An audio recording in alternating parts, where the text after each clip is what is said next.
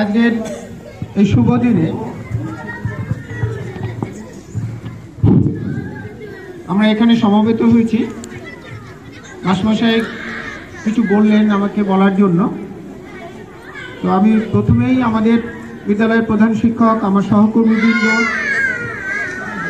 এখানে দু চারজন অভিভাবক এসেছেন, তাদের সবাইকে সম্মান জানিয়ে এবং আমার ছাত্রছাত্রী যারা রয়েছে সকলকে স্নেহের ভালোবাসা জানিয়ে দু চারটে কথা বলবো, খুব বেশি নয়।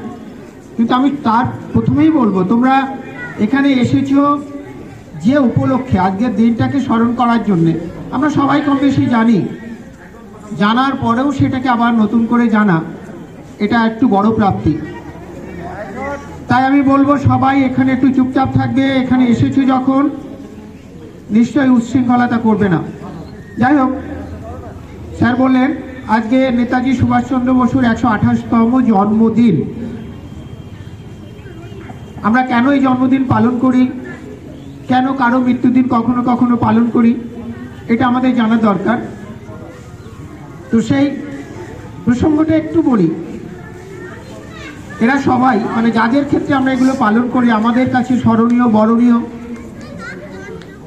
যাদের দেখানো পথ অনুসরণ করে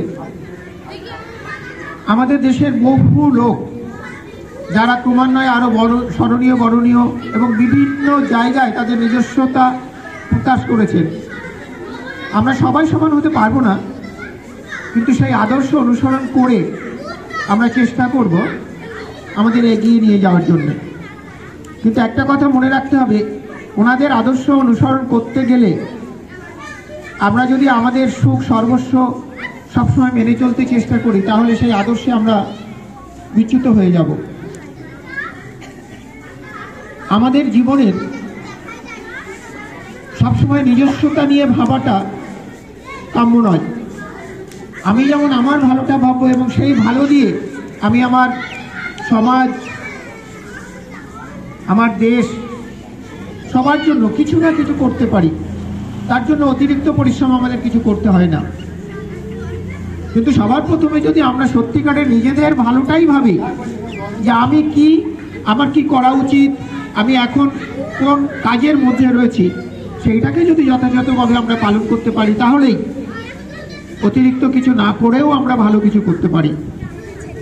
তো সেইটা আমি তোমাদের কাছে আবেদন রাখবো, প্রত্যেকেই যার যা করণীয়, যেখানে যেমন আমাদের করা উচিত সেইগুলো আমরা সবসময় মেনে চলতে চেষ্টা করব। আমি যেমন আজকে বারবার বলছি, তোমরা লাইনে একটু সুশৃঙ্খলভাবে দাঁড়াবে।